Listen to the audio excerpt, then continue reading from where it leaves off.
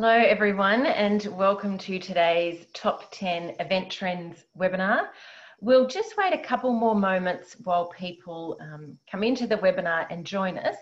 But what we might do in the meantime, if you just want to open your chat function and toggle it to be for all attendees and panelists, and just let us know where you're joining us from today and we can see who's in the group.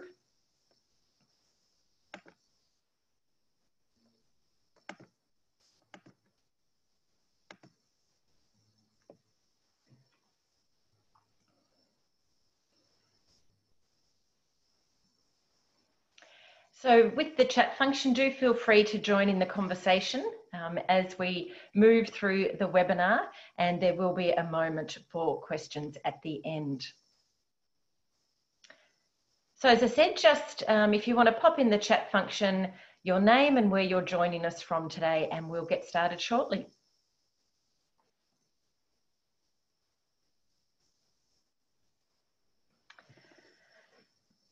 Okay, well, get on to the first slide too soon. My name's Georgie. I am the Chief Engagement Officer at Fetching Events and Communications. This is my fourth webinar we've been running since COVID started and the world changed dramatically for events, but hasn't really changed the foundations of what we should be doing for a good event. So to get started, first of all, and particularly during National Reconciliation Week, I would like to pay my respects to the custodians of the land on which we're all meeting today, because unlike a usual live event where we're on one land, we're all coming together from different lands. So I'd like to pay my respects to the custodians on the lands on which we're all coming together today, acknowledge them and pay my respects to their elders past, present and emerging. So a little bit of housekeeping before we get started. This is being recorded and a link will be available following the webinar if you need to rewatch and catch up with anything. As I said, do join in the conversation in the chat function and there will be a moment for questions at the end. So I'm actually going to turn my camera off now so we can dive straight into the webinar and I look forward to taking you through it. So welcome everyone, it's great to see where people are joining us from.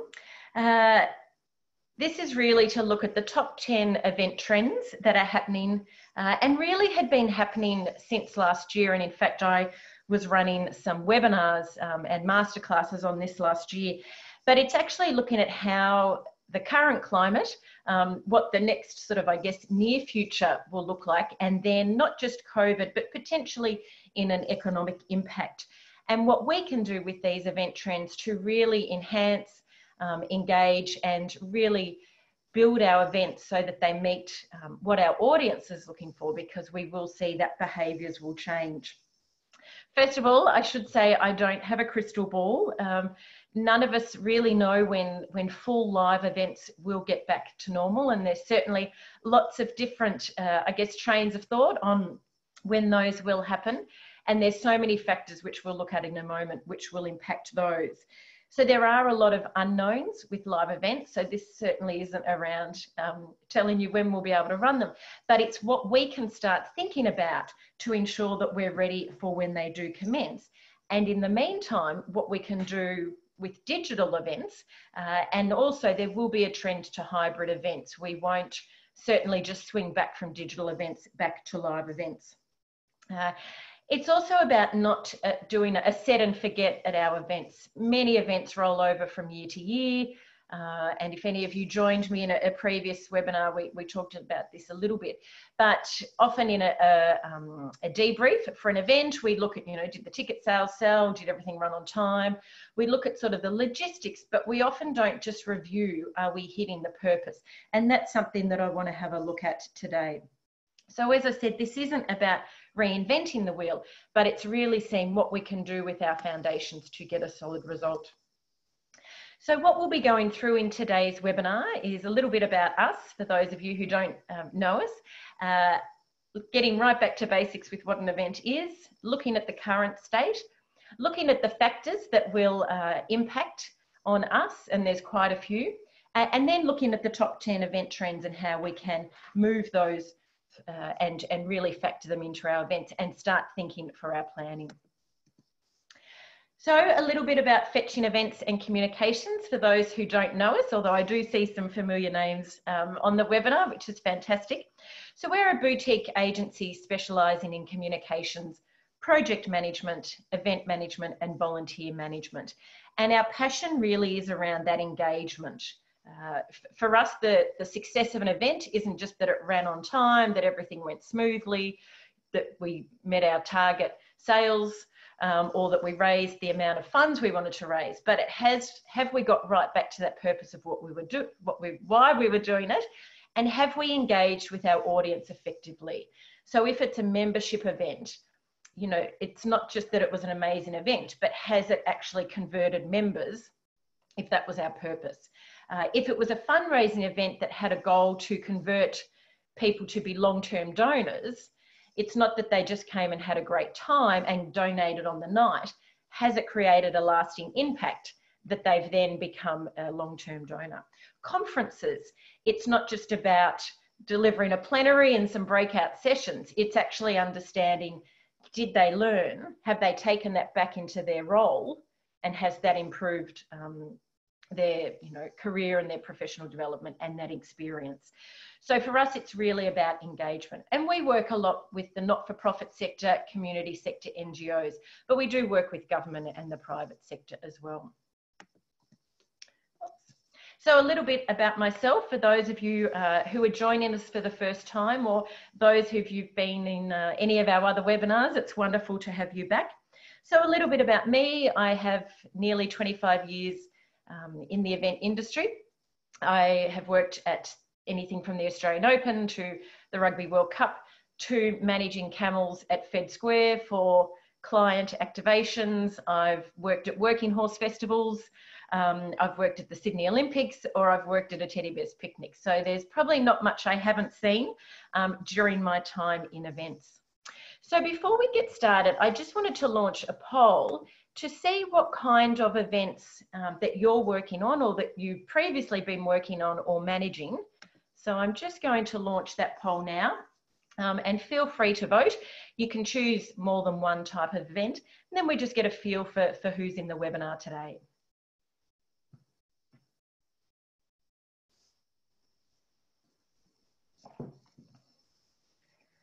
So I'll just wait a few more seconds while those answers come in.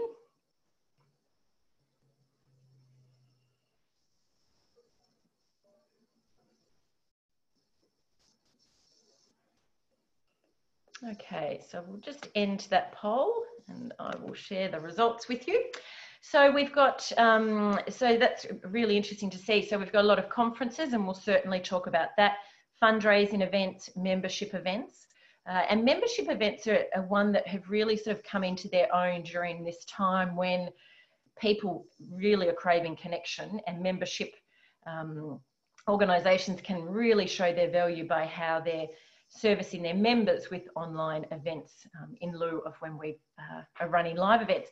We've also got festivals, sporting events, expos, gala balls and dinners. Fantastic. So the next one, so I will just close that poll.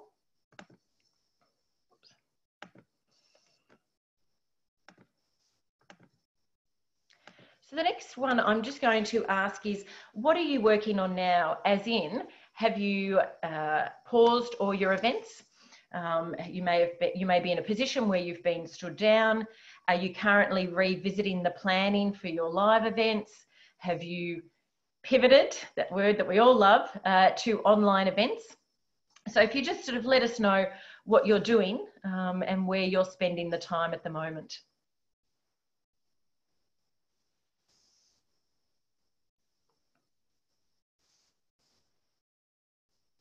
We'll just wait a few more seconds while people cast their votes.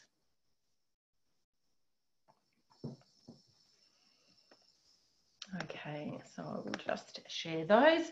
So as you can see, it's a bit of a mixed bag, and this certainly is the event industry, I think, right around the world at the moment, because we are in such a, I guess, a holding pattern of waiting until restrictions open, and then we know what we can do. starting to revisit the events that we've postponed. All our planning's been paused for some, or still planning for the future of live events, and then obviously working on virtual events. And as I said, this isn't uncommon because there are so many unknowns. So just a reminder, if you want to join the conversation in the chat function and just toggle the 2 to be all panelists and attendees. Okay, a goal without a plan is just a wish. And this really just comes down to the basics of our event planning. And it really is about planning. And I often say, you know, events are 90% planning, 10% delivery. So we've lost the 10% of delivery of live events, but there's so much planning we can be doing at the moment. And this is a really great time to revisit these event trends while we've got that time and really see what kind of things we'll need to tweak with our planning in light of the current climate that we're in. Because there are new things that we need to consider. But we do need to get back to basics before we even look at those. So the event, and I just put this slide up here because I think it's really good just to remind ourselves what an event is, because sometimes we just get so absorbed in the process, we forget what the importance of an event is. So it's a thing that happens or takes place, we know that, especially one of importance, a planned public or social occasion. So if we just remember that importance, it's an occasion. So it's really important to keep those in mind if we're thinking of online events. It's still got to be one of importance, and it's still got to be one that's an occasion. And how do we start to do that when we may have some different challenges that we're coming up against? Now, I've just put these quotes up here. Bear in mind they are particularly around sort of event marketing. Because marketers know that event marketing is a lot more effective is probably their most effective marketing channel. But there's some really good words referenced in this that's really good for us to remember. So events are important because they allow for a more intimate and engaging experience with your audience, which ultimately leaves a lasting impression, and one that is more memorable than a passive viewing of a more traditional form or advertising. So that, you know, the intimate, engaging experience. And when we say intimate, it doesn't mean that, you know, it's 20 people. You can have a large event that still feels intimate. And I think anyone who perhaps went to the Adele concert at Marvel Stadium many years ago marveled at how an event in such an enormous place actually felt intimate. It's an engaging experience, and we'll talk about experience a bit more as we go on, and it creates a lasting impression, because what we want to do with events is to create that great experience and that lasting impression, that they come back next year, or that they sign up to be a member, or they tell all their friends and more people get to share the experience. So that's the power of events. As I said, you know, and marketers talk about how event marketing is one of the most effective. Here's another quote I like. Today, consumers expect and demand genuine connections with brands. And if we think of our organisations or our events as brands, they are no longer passive recipients. And we'll touch on that a little bit more as we go through. Through events and experiential marketing, brands have the opportunity to emotionally and physically connect with their audiences. And they're no longer bound by the physical space of an activation, because we've got live shares, we've got social shares, we've got live streaming. And it's about being, and this last line particularly, when a brand's message is shared by a friend, a family member or a colleague, it becomes more credible and more authentic. And that's what we're wanting to do. We're wanting to provide genuine connections with our events, moving away from a passive style event, creating that emotional and physical connection, and obviously making it very authentic, that they go away and tell their friends that you need to come and you need to be part of this. So we know what an event is. We know what the power of an event is. So let's have a look at what the current state is. And one thing to remember, and anyone who joined us in our previous event planning in a new world would know there's a lot we need to look at around behaviour. So if we look at the current state, one thing, as I said, is behaviour, is we can't take our audiences for granted. And there's a few reasons, because our audiences, are actually not only, ticket sales or numbers. If we think of our audience as the power at the event, and if we think we have one sick person come to an event, we potentially have a spread of coronavirus, we understand how much our audience are playing a part in our events. So I will post a link that you can sign up to get a recording of our previous webinar. But what we looked at was what we know, what we can do, what our audience and what our events can deliver. So what can we do? Well, at the moment, if we're just talking in a COVID safe world, we need to understand our restrictions. What are our responsibilities as event managers in what we need to provide for our audience? What are, when we come to live events, what are our virtual options? So if we can't run live events now, or it's actually not feasible, and I'll talk a little bit about that later, because our live events aren't only going to be bound by restrictions. There's actually other things that are going to impact on them. What are our virtual options? And then the third one is really understanding our audience, understanding their behaviour, and understanding what they're looking for, understanding how they've changed. And we'll talk about it a little bit later, but if we think of people working from home, and we've had an announcement this morning that that's going to continue for a while, how does that impact events that we may have been running in the city, because that's where people were working from offices? So we know that's what we can do, what our audience want. So coming out of COVID, there's been a lot of research about what people have been feeling and what they've been craving. So they've been feeling isolated. They've been wanting connection. And we think that will continue a lot more. They've been looking for meaningfulness in what they do. So very early on in COVID, there was a lot of talk. Potentially it was the demise of narcissism. I'm not sure we're that lucky, but our emphasis and our focus went on people who were making, or we were valuing actual contributions. So if you think of those really early days at how we were valuing our health workers, our frontline workers, our supermarket shelf packers, our drivers, our delivery people. So people have started to look at a lot more meaningful. Now, I don't have a crystal ball. I can't say how long this is going to last. If it doesn't, last way into the future, if when we come back out of restrictions, whether it'll bounce back. But even so, before COVID, we knew how much that trend for connection was increasing. So even in a social media world, connection was something people were missing. So as I said, these were trends that were happening, and potentially they've just been sped up by COVID. So we know that audiences will want safe environments. And if you think about going to a shopping centre, or if you think of those very early pictures on Bondi Beach of people everywhere, people will want safe environments. And you just, from any of us knowing going to a shopping centre or going to our supermarket, if it hasn't felt safe, if it hasn't felt like it's had the right, social distancing measures and health and safety measures in place, it hasn't felt safe. So what can our events deliver? So we know our audience want connection, and our events can deliver that shared experience. And that's a really big one, is that shared culture, that shared experience that people are looking for. Purpose, they can deliver a purpose, and we'll talk a lot about that. And they can deliver safe environments if we do everything correctly. So that's what the current state is.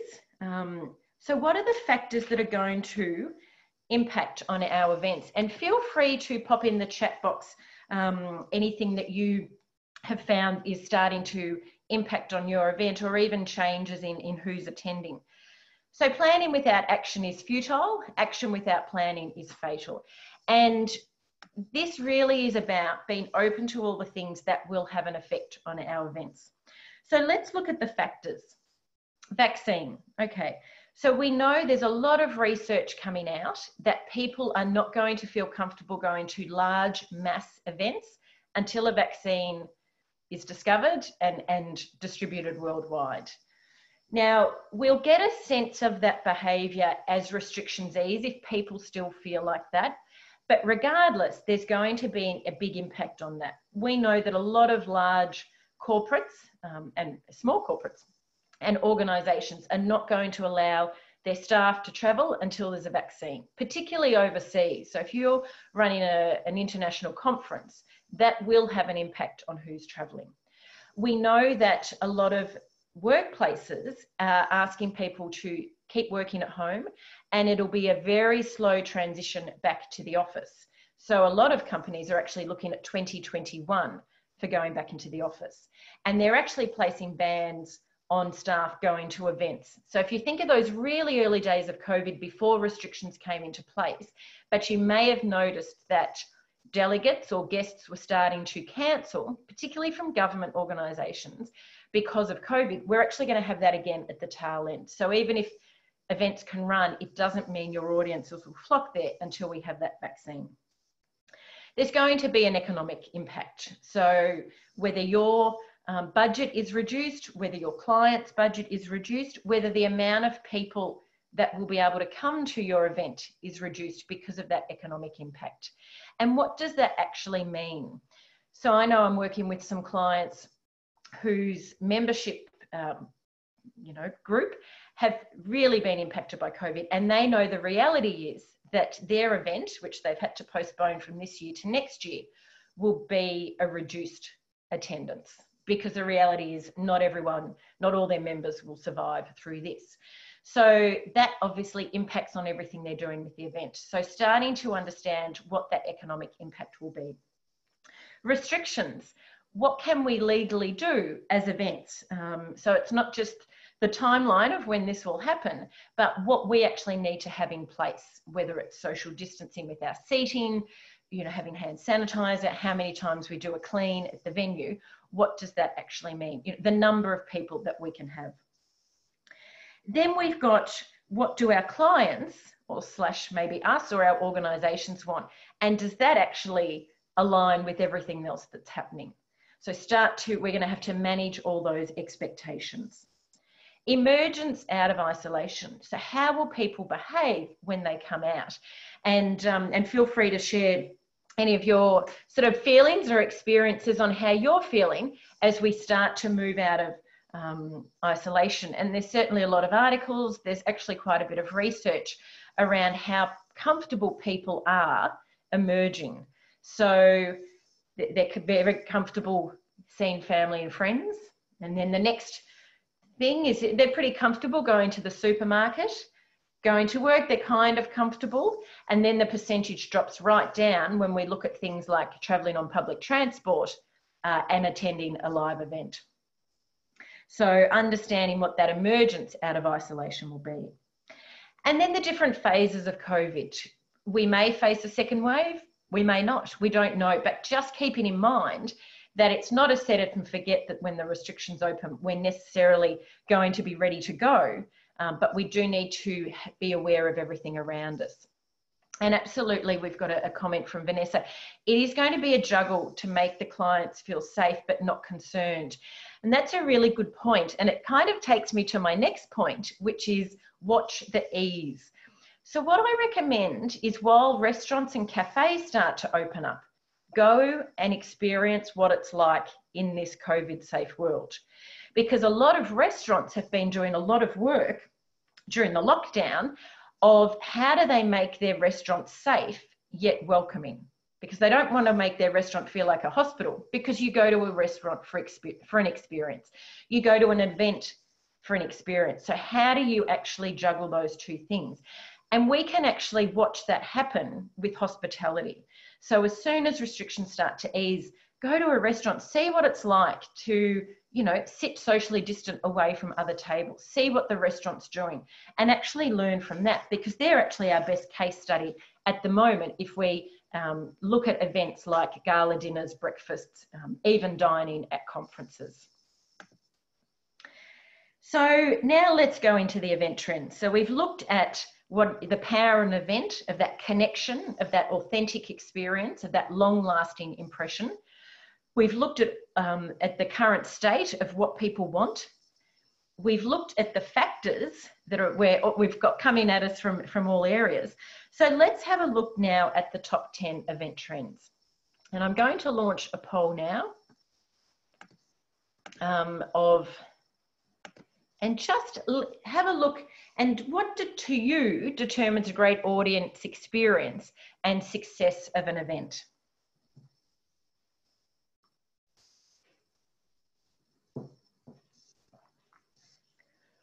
So we'll just wait a couple more moments for those votes to come in.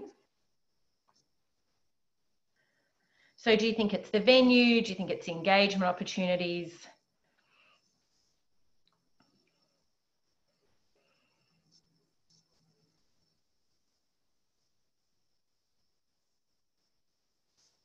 Great. So we'll just wait a few more moments while people cast their votes. Okay, I'll just end that now and share those results. So it's really interesting. Venue, engagement opportunities, and we'll talk a lot about that. Clear purpose, and anyone who knows me knows my passion for purpose. Program, and I'm really encouraged to see that that's ranked quite high, because that's one that's often missed. So we'll talk about that. Participation opportunities, yep. So there's a couple of key things, and I'm really excited to share these other trends, because I think it might light some little sparks and see what you can be doing at your event around these. So authenticity is more than speaking. Authenticity is also about doing. Every decision we make says something about who we are. And I just love this quote, because it ties back into everything we do at our event. Because if we don't align all our elements, we'll lose that authenticity, we'll break that engagement, and we've lost our audience. So the first one I'm going to look at is purpose. If you have a strong purpose in life, you don't have to be pushed. Your passion will drive you there. And this one is really about tying everything back into that purpose to make it authentic. So the first thing, align all elements with the purpose. So have a think about what your purpose for the event is, and then think about every element of the event and does it align. And I'll give you an example of quite a prominent environment international event that took place in Australia a few years ago. Very high profile, expensive tickets. The whole event was around climate change and the impact of what we do as humans on the climate. And the programs were printed on high gloss paper, and they served beef. So the food that we know has carbon emissions and has an impact is what they served as the meal, and they printed the programs on glossy paper, high quality stock. So you've got this complete disconnect between what the content and what the purpose of the event is and how you're delivering on that. And straight away, you break that connection with your audience. So really look at every way you can align with the purpose. I work with an education association on a Women in Leadership dinner. It sells out every year. It's a pretty set format. There's nothing wrong with it. Everyone loves it.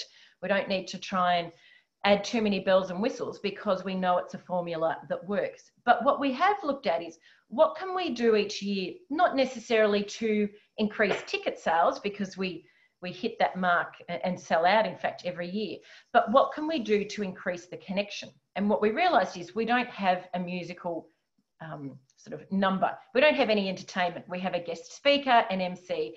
It's very much a networking dinner, so we know we don't need to put too much into it, but we looked at what can we do. Okay, so we could add some entertainment, but it wouldn't make sense, or it wouldn't be authentic or engaging if we just had a singer up on the stage. So what we did was we went to schools and asked them if their choirs would like to perform. So the simplest of things. What it has done is it has not only created this incredible engagement with our audience, the flow-on effect is now it's seen as a badge of honour if you get selected to sing at the dinner. So that small thing has really increased the engagement because we aligned it with the purpose. So I guess going back to purpose is know what your purpose is, be clear to it and stay true to it. Don't try to do too much either. And when I talk about that, about knowing your purpose, particularly in a time where events are moving online, go back to your purpose. So if you're running a conference and you're moving it from a live conference to an online conference, don't just move the program online, because your purpose with that conference was to deliver professional development, let's say, as an example. And you happen to do that by running a plenary and some breakout groups. So if you move it online, don't move the format online, move the purpose online. So don't just create some plenaries and some breakout groups online. Actually look at how you can deliver that purpose in another way. You know, I've had people ask me about fundraising events. How do I move a fundraising event online? Well, if your purpose was to fundraise and you happen to do it through an event, maybe it's not a fundraising event you need to move online, but it's a fundraising mechanism. Golf days are a really interesting one. That sort of old school golf day fundraising, they just stopped. Whereas I can see some really fun ways that you could move elements of those online and still engage with your audience. So the next one is socially responsible. And once again, these are trends that were coming up last year before COVID, is people do expect and they do want their events to be socially responsible. Journey, aligning with your purpose, is take your guests on the journey. Okay, so if we look at the choir, that fitted in with our purpose and it took them on that journey. If we look at large, say, gala balls, and there's some amazing fundraising gala balls that run that have amazing themes, but if your purpose is to connect with a charity and to connect that audience, to keep donating to that charity long after the dinner, and you have a theme, I don't know, you know, Las Vegas or Hollywood, and people walk away from that dinner and they say, wow, that was an amazing dinner. And someone said, oh, who was the charity? Oh, I don't know. Because the journey took them down the wrong path. So make sure that that journey ties in with your purpose. The senses, use all the 5 senses to tie back into your purpose. And there's some really fun ways you can do this. And if we think, you know, real estate agents and open houses have been doing this for years by baking bread, making the smell of a home feel homely because there's something baking. Think about how you can do those sort of things at your event. I'll give you a couple of examples of a graduation that I work on with a natural health college, and the graduations run really well, but we're just saying, what can we do to just raise it a bit? It's natural health. So after the graduation, we have a cocktail party, and we've always had little flower arrangements on the cocktail tables. And, you know, at the end of the night, we might say to people, do you want to take the flowers? But what we did instead was started putting potted herbs on the table.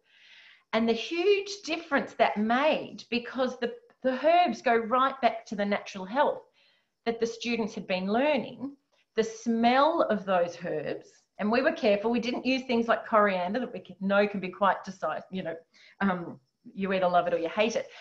But the smell of those herbs created this whole different environment. One thing we put on the graduation tubes was sprigs of rosemary. And rosemary is actually a really good herb. It's bright, it has a sharp essence, and it's shown to improve clarity in the mind and emotion. So, you know, from a background, it tied in perfectly with the graduation. But the smell of rosemary and just having that piece of fresh herb, you know, neatly tied with a ribbon onto the tube made a huge difference. So start to think what small things you could bring into your events, whether it's visually, music, sound, you know, smell, touch. What sort of tactile things can you do? Particularly when we look at a lot of events going online, is there something that you could post to your delegates? So I know a lot of conferences that are moving online, but they're still sending a delegate pack to their delegates. So they've got something to touch. So start to think about how you can use those senses and how they align with your purpose. And then lasting legacy, as we said, what kind of things can you do that ties into your purpose that will create that lasting legacy, that people will remember your event for the right purpose and not because you had an amazing singer, but you actually lost the essence of why people were there in the first place. So the next trend is engagement. And anyone who knows me knows I love this quote. People will forget what you said, people will forget what you did, but people will never forget how you made them feel. And that is the essence of engagement.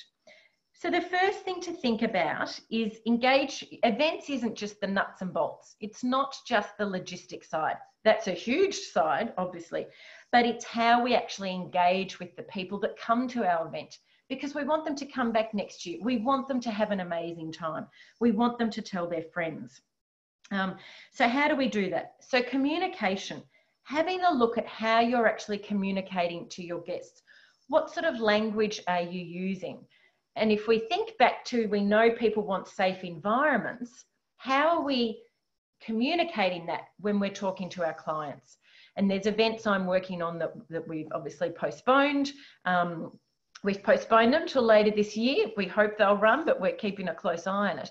But what we're doing in our communication is we're actually telling them about our commitment to creating a safe environment, that we're working with the venue on putting all the right measures in place. So what are you communicating? If we know our audience and our clients and our customers have fears over things like catching public transport, going to a large event, and if we know we can create a safe environment and it's legal for us to, how are we communicating that to them? How are we communicating with an online event? And how are we communicating in the lead up to what they need to do to hop on that? You know, I mean, how many perhaps webinars or things that you thought were a meeting, you dialed in and you don't know whether your camera's supposed to be on or not. I know I dialed into a webinar and suddenly my camera was on, which I wasn't ready for. And then suddenly I was put in a breakout room for a networking with 3 other people that I had not been told about in any of the lead up. So start to think about that communication and communicating to what your guests and your audience need. The journey, taking them on the journey and how you engage with that. And feel free to share here for anyone who's postponed an event. What sort of things are you doing to engage with your audience while that event's been postponed? So whether it's, you know, keeping them up to date on social media. There's an event I'm working on where it's been postponed, but we've actually had the guest speaker film a video and have sent it to the guests where the guest speaker is saying, it's a shame we can't be together now, but I really look forward to seeing you when the event runs. I hope you're keeping safe and well. Because we don't want to just say to people, we'll see you next year. We've got to keep in touch with them on that journey. And that journey is before, during, and after. H to H, so human to human connection. So we often talk about business to business or business to customer, but events we know is about connection. So understanding the power of the connection that we can make at our event. Passive to active. So this was happening already, and particularly if we look at things like conferences, is really getting people involved. It's no longer just about sitting and listening to a panel. So how can we actually involve people and make it an active experience, whether it's live or whether it's on screen? The experience. So we've talked about that experience that people love at events. How can we be doing that? So understanding our audience, and I'll give you a couple of examples. When so many events have moved online, it's changed the experience. And there's a gin festival that's running that have moved their master classes, their talks, everything online. But what they've done is they've gone back to their purpose of why do people go to events? Well, go to their event, and it's to drink gin. The purpose of running the gin festival is to share gin, to share that experience. So what they're doing is sending gin festival packs, which you can order to your home. So you can now sit in your home with your family, or, you know, the appropriate amount of people you can have in your house. And actually you get the glassware, you get the gin tastings, you get some snacks, you get all the stuff you'd enjoy at the festival, but you're actually having it in your house. So they haven't just moved it online. They've understood how they can engage in various ways. Building trust. This is a big one, because once you break that trust, you've broken that engagement. So start to think of all the different things that you do with your event that builds engagement and how that can be broken if you don't keep the right processes in place. And an example is, you know, you register for an event. For some reason, you're not able to go, and this happened to me. I emailed the event managers and said, I'm so sorry, I'm not able to attend. And what happened after that event finished? I got an email saying, thank you so much for attending our event. And what they hadn't done was just taken the time to look at their lists. And what that did was broke their trust with me, because I saw that I was just on a database. They didn't look at who turned up, who didn't. That didn't matter to them. Or maybe they didn't take the time, and that trust was broken. So really look at those elements for engagement. Technology. So this obviously is a big one. Simplicity is about subtracting the obvious and adding the meaningful. And technology was obviously already around, but I'll talk about technology in looking at how we're moving events online. So the first thing is, what's important? Keep it simple. Now, if I'm in a panel discussion and I don't need slides, don't use slides. You know, I've sat in on webinars where the whole screen's been taken up by slides. Even though it's a panel discussion, I can't see the panelist's face. They've lost my engagement because they've put the emphasis on a slide that said thank you, that actually wasn't important. So really look at what's important for you. Know your audience, understand how your audience behave. Are they a tech savvy audience? Is the likelihood that they've used Zoom before and know how to join? What are their behaviors? So would they be likely to join in the morning? Or would they join in the afternoon? Understand what the impact, well, perhaps not in the next few weeks, but what's homeschooling actually changed the times that people could dial in. If people are working from home, does that actually impact the time you can have your online event, because you aren't having that travel time that you usually would? Adjust for digital. So our attention spans are different online to what they are in person. So have a look at how that changes what you do online to if you had been running it in person. Make it authentic. And this is really, it's not about the bells and whistles. And you've probably seen, because I've certainly seen, a lot of online events that have been completely over-engineered because they've been trying to showcase too much AV, and it's actually brought down the quality of the webinar, whether it's because the screen resolution was compressed, whether they were trying to stream it through too many different live platforms. You know, there was a delay with the sound, screens weren't refreshing, and all you needed to do was look in the chat box and see all the problems people had in watching it and realize that you'd lost that engagement. So just go back to basics and make it authentic.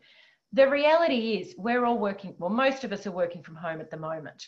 So don't try and put some fancy backdrop up, I would say. In a staff meeting, that's great, but in an event where we know we're all at home, let's just be authentic around that. Interaction, this is a key one, is how do you get people to interact on an online event in ways that you may have done with a live event? Because we'll talk about this a little bit later, is that we know that the more people interact and have an opportunity to interact, the more engaged they've been. And feel free to share any good or bad experiences you've had with online events during this time. And the final one is hybrid events. And this is a big one because, as we said earlier, we know workplaces aren't necessarily sending everyone back. We know not everyone's going to feel safe to go to an event. They might not be able to travel to an event. So there will be hybrid events. And how can we deliver an in-person experience that's just as engaging as the online experience? Because we don't want people who are dialing in to feel like they're just dialing into the conference. We want it to feel equal for whoever is joining. So the next one is remote participation. Play invites participation. And we know that the more people participate, the more engaged they'll feel and the more connected they'll be with the event. So this trend, once again, had been happening. People had been starting to dial in and video hook up speakers at conferences, particularly this one for conferences, because there's an emphasis on carbon emissions. Do people need to travel all across the world just to speak for an hour at a conference? So this was already starting to come into people's minds. But now we start to look at what this will mean. And early on in COVID, there was talk that there'll be a shift to people moving to bigger properties, potentially to the country, because they're conscious of what being in isolation is and they want a better quality of life. And it's sort of been talked about the health change. So once again, if you've planned an event in the city, but you actually find people are working from home, people are actually now located in the country, you're going to need to do remote participation. So we talked about those hybrid events. We've talked about companies having travel bans or work bans, people still working from home. So what impact will that have? And we'll certainly need to have remote participation as an option. I sat in on an IOC webinar this morning, actually, which was talking about the future of media operations and things like a press conference room. It's usually jam-packed with journalists. You know, possibly that's not going to be something that can happen in the near future while we're social distancing. So they'll start, you know, what can they do, whether they're live streaming those press conferences and still allowing an opportunity for questions. So start to think how the future will affect it. Providing access, you know, how can you provide access to people to be part of that remote participation? Play, how can you create those elements of play and make it fun and get people engaged? I read an article recently at the Harvard Business Review around how important laughter, we know how important laughter is, but that we've lost a lot of that because we're sitting at home on our own, and how companies are starting to bring laughter as a deliberate mechanism into their Zoom staff meetings because of the benefits it has to people's moods and people's energy. So start to think what kind of play you can do if people are participating remotely. Conversations, allowing people to join the conversation. So if you think of a conference and you've got half the delegates there in person and some are dialing in, how can the ones dialing in still be part of the conversation? You know, if you're having an online event like this one, you know, can you have people in the chat function? Are you running polls so that they can participate in different ways? And as I said earlier in technology, keep it simple. Don't overcomplicate it because each audience, each event will be different. But if we keep it simple and authentic, we'll keep engaged. Excuse me. And you may have been on ones where, and I certainly have webinars where I've been told to flick from, you know, this screen, from Zoom to Slido to something else. Well, you're losing my engagement each time you do that. So just keep it simple. Health and wellbeing. Now, this is a big one. And previously I've been talking about health and wellbeing from probably more the wellbeing point of view, but certainly the impact for us is on health. So good health is good business. So let's have a look at these. I'm just conscious of time, and so I'll just keep moving. Is think, reflect, and relax.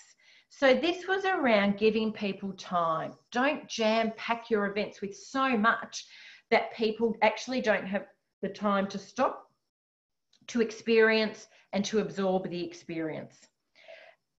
We know that people have been enjoying, some people have been enjoying a simpler, perhaps a quieter life. How will that transition into events? So particularly with, if you think of a conference, you know, we had quiet corners, which is below. So how can we work that into our events?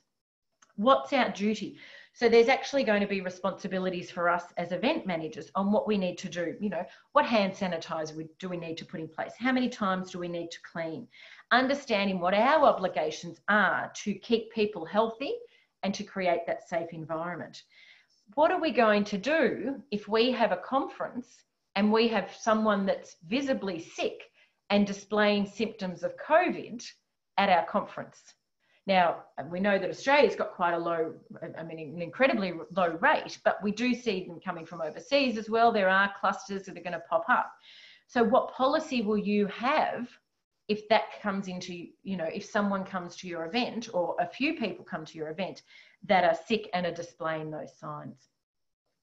Now, in a time where we're all online, and there's a lot of studies around what that actually can do to our mood and our energy, is starting to think about how we can create offline online events. So live events, conferences, dinners, breakfasts had been moving, or retreats had been having offline elements. So getting people to put their phones away and actually go offline. So starting to think, how could we actually have elements of that in our online events? Quiet corners we talked about. Wellness options. Now, a lot of events were starting to bring wellness options into play. And whether we're planning for our live events or still looking at digital, we can certainly keep that. So if you're running an online conference or an online session, or that people will have been in front of their screens, or if you're just running an event that's later in the day and you can assume that your audience have been sitting in front of a screen all day, what sort of wellness options can you do? Have a stretching session, have a little meditation session if it's appropriate, because you can actually get them to do health and wellness while they're on screen. Fresh air. This is a big one for live events, is having access to that fresh air, particularly during this time. Which leads me into venues. So somewhere, something incredible is waiting to be known, and that really is the case with venues. So let's have a look at what's important with the venues. Fit for purpose. Making sure your venue is fit for purpose. And, that goes down to, does it have accessible access? Can it seat all your delegates? Does it have the right access? But we need to now think of that in a COVID-safe world. So I can give you an example of an event I've been running that the venue's terrific. It's got plenty of natural light.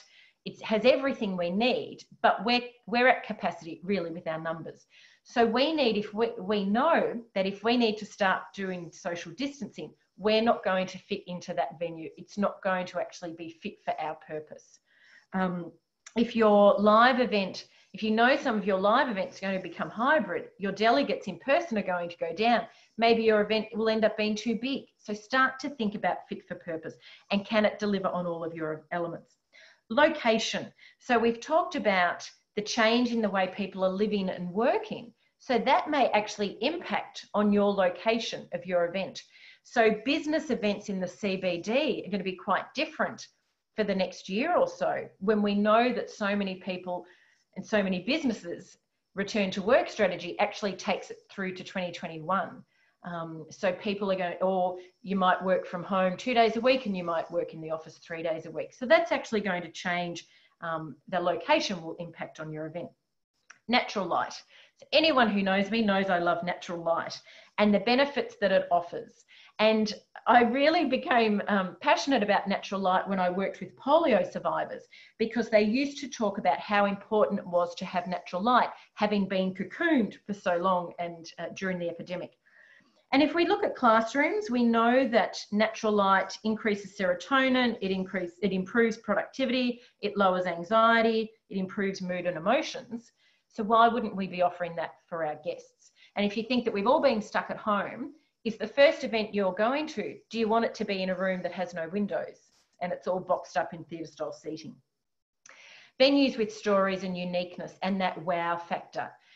People are looking for that. They don't just want the same old, same old. Carbon footprint. This was a huge one before COVID hit, and there's a bit of talk about whether it will drop down and whether budget restraints will actually kick above carbon footprint. But it was certainly one being led by the people. So if we think globally but act locally. So this is about looking at all aspects of your event. Is it sustainable? Have you done an audit and looked at every element? The single biggest contributor to pollution with events is travel. It's 90% of the carbon footprint. So understanding what your event pollution is and how can you reduce that.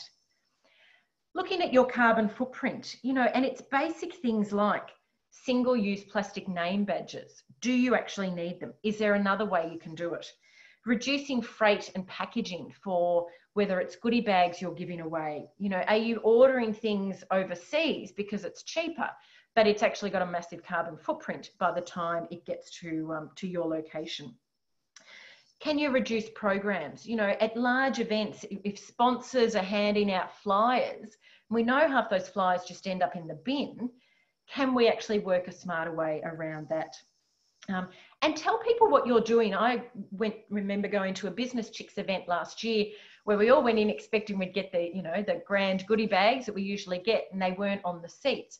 And what they did was at the start of the lunch, they got up and they said, you probably noticed the goodie bags aren't there, and it's because we're committed to reducing our carbon footprint, and we know the freight and the packaging that is involved in those goodie bags, and that's why we've started to phase them out.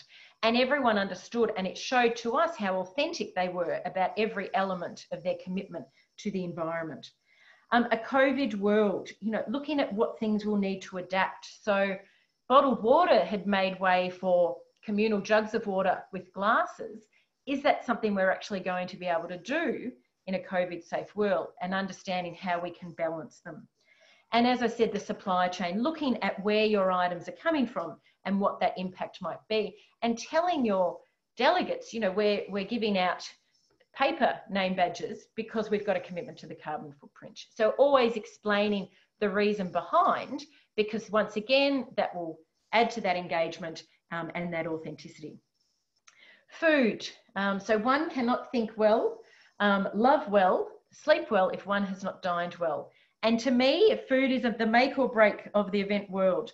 So health and wellness, these were really coming into force in the last few years, especially driven by millennials, is giving that health and wellness options. It's not just junk and sweets at events. Food matching. And this is making sure that your food ties in with your purpose. And I know we've got someone on the webinar who I'm going to use her example, which I've used many times, is she went to a health seminar. And what do you think they served at the health seminar for afternoon tea? Party pies and sausage rolls. So automatically you've got that disconnect between what the purpose is and what your event is to what the food is that you're delivering. And you've immediately broken that engagement. And I know everything about the food that was at that health seminar. I don't know anything about the content because it's the food that stuck in her mind. So really make sure that your food matches your event. Dietary requirements. Get an understanding of your audience. So I run an event that has, I think we worked out it's about 40% vegetarians, if not more. So we know we will actually choose a vegetarian item for one of the selections in the main course, rather than just making it sort of the offshoot for those dietary requirements, because it's such a trend at that event.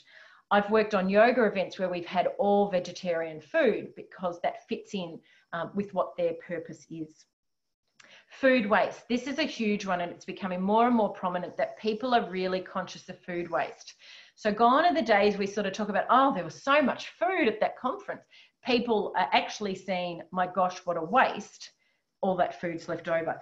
So start to work with your venue around food waste. A lot of big venues will have arrangements with something like Oz Harvest or, you know, the food share, I think it's called. So those facilities, or they might have arrangements with where their food waste can go.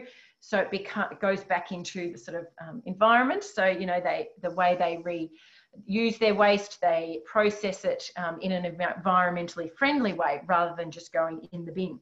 So start to think about that. Understand your audience. If they don't eat a lot, then don't send all the food out. The impact on your audience, this is a big one, is I can sit at the back of a conference room at the end of the event, or I can sit at, you know, a dinner or a breakfast. And if we've served really carb heavy food that your body takes a lot to break down, you can see people slumping in their chairs.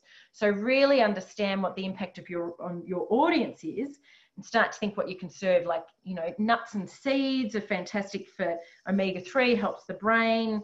We know salmon improves brain function. So start to think about what food will match with your event. Functionality. So understanding what is functional with your food. So if you get a plate, and we've all been this, we've been at an event where we've got a plate of food and we need a knife and fork to cut it. And then I've got, so I'm holding my plate in one hand, I'm holding my drink in the other hand. There's nowhere for me to put these down. I end up sitting on the floor just in order to be able to eat. And I think, okay, I paid $2,000 to come to this 3-day conference. I'm now sitting on the floor trying to eat my food, or a cocktail party, or a breakfast. You know, what is actually functional? Programs, and I am conscious of time, but if you just bear with me a couple of moments. So this is around how you use your time with your programs. And that's whether it's a conference program, it's a lunch program, a fundraising event program. Know your audience, know their behaviours. So I work on events where we know it's networking. People love to chat. So we always make sure that we've got enough time in that program for them to chat. We don't pack it with announcements, with speakers, with musical performances, because they actually just want to chat to people at the table.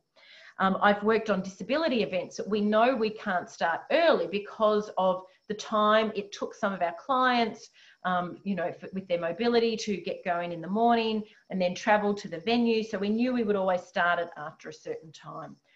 I've worked on conferences where we know people leave at midday, regardless of when the conference finishes. They leave at midday and they book their flight to head home. So it's no use us ignoring that behaviour and going until 5 and having an amazing keynote speaker when in fact everyone's left. So really understand your audience.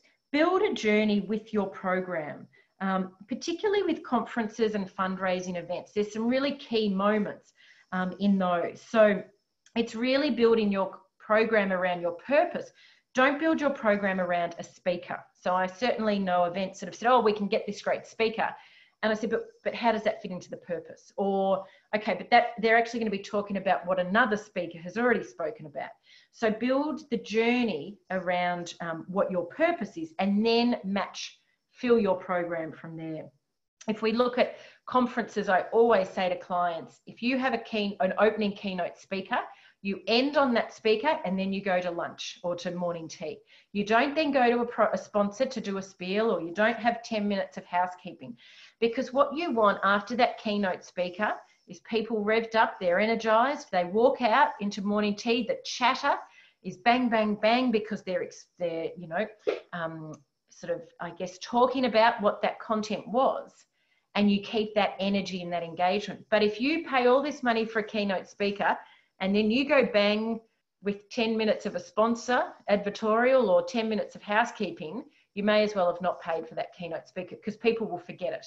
And you'll have a different experience as you hear people walking out into morning tea. Sensible sized programs and pair-backed programs. So as I said, not jam-packing it, not having sessions at lunchtime or having a breakfast that just is too full on for what it's actually meant to be. Actually having sensible sized programs.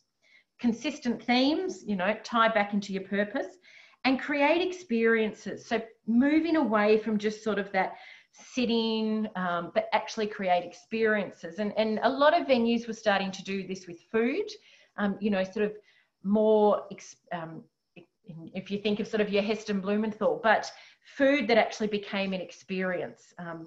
Because there might not be a lot you can do at a breakfast, but can you do some fun things with food that actually becomes an experience? And what sort of hands-on experiences can you create? And then our final one is crowd science. And this is a huge one, particularly in a COVID-safe world. So the first thing will be understanding human behaviour and how people move. Because regardless of how we design our event, they will move the way they move. And I've certainly worked on sporting events that have created a path, for people to walk alongside the sporting track.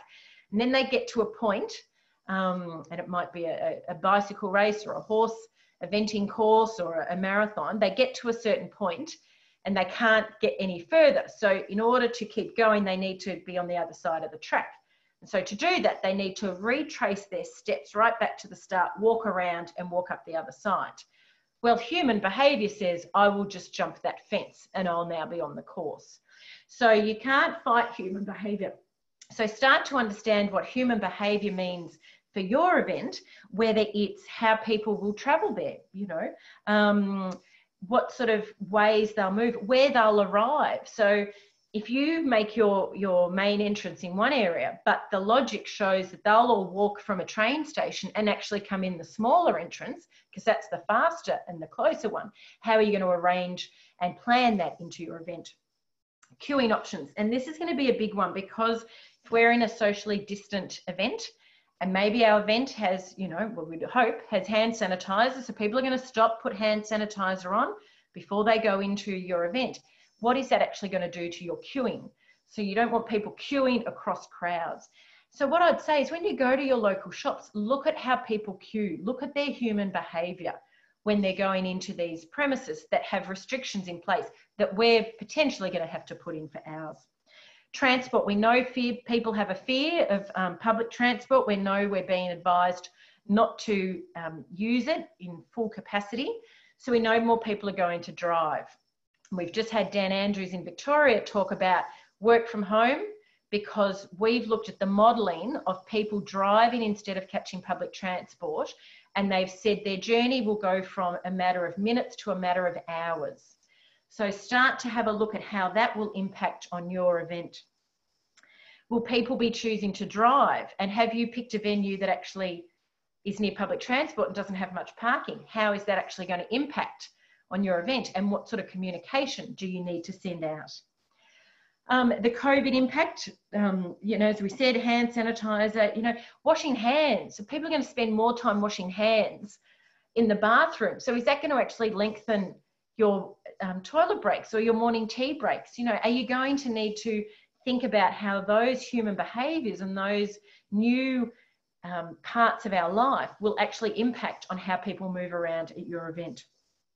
Learn from the now. So what I would say is go and watch how parents and children are behaving at primary schools or high schools, if you've got kids, in how that pickup service is going. You know, people have to come to different entrances, it's shared times, but how are people actually moving? Because you'll get to start to see a sense of, are people just ignoring what's in place? You know, what sort of things, even though you might send out all the right communication, what kind of signage do you need in place? What kind of education and journey do you need to take people on so that when they come, they are moving in the right direction? And start to track that. So if you've got people, you know, you're running a series of events, track each time where people are entering from. How, you know, do they arrive early?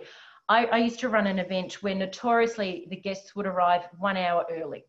So we'd say 10 for 10:30, they'd be there at 9 a.m. So we knew we had to be set up at 9 a.m. We wouldn't let them in, but we knew we had to have a big enough foyer because the reality is they would all arrive 1 hour early.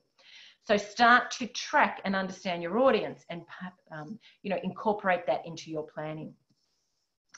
So they're the trends that we've gone over, and it's a real snapshot.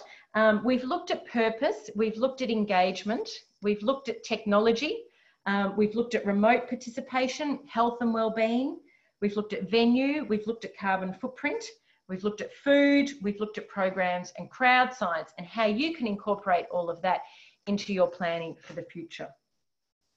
So I love this quote from Walt Disney. We keep moving forward, opening new doors and doing new things because we're curious, and curiosity keeps leading us down new paths. And that's really what we're doing at the moment. We need to be curious. We need to be curious about how restrictions, about how behaviour, about how economic impact will impact on our events, and what we can do to incorporate that in our planning so that we can really strengthen that connection that people are looking for, and that create that experience and that lasting impression. So that was quite the full hour. If anyone has any questions, please pop them in the chat box. I've just popped our website up there. Feel free to head over. We have a lot of blogs on there. You can actually request recordings from any of our other previous webinars there. And you can also sign up to our e-news, which is held on there too. So I want to thank you all for joining. It's been fantastic to share these trends with you. It's an uncertain time in the event industry, but it's certainly an exciting time. And I know that the product that will come out of at the end, as we start to implement our new plans and start to think about how these trends will come into our events, will actually strengthen our community, and it will really strengthen our events because we're going to get back to basics and what's important. So thank you again for joining me. As I said, head over to fetchingevents.com.au. You can sign up to our e-news. You can, as I said, access some of our previous webinars. We have some insights interview series there as well. And we'll be sharing some more workshops and more sort of webinars and things like this that we'll be delivering, because I'm conscious this was a very quick 1 hour. But if you're planning your event and you want to know more, or there's, you know, you need help with your strategy or with your workshop, certainly reach out to us, because that's what we're doing with a lot of organisations at the moment. We're helping organisations run their online events and consulting to them around how to run those in an effective and in an engaging way. I'm getting tongue-tied. And so if you need help with your online events, certainly get in touch. Or if you're just starting to think of what your live event will be when live events resume, once again, please don't hesitate to get in touch, because we'd love to help you. So thank you again, and as I said, we'll send a link out so you can access this after the webinar. It's been great sharing these top 10 event trends with you, and I hope you can join us at one of our next webinars. So have a great Friday, have a great weekend, and stay safe and healthy. Bye.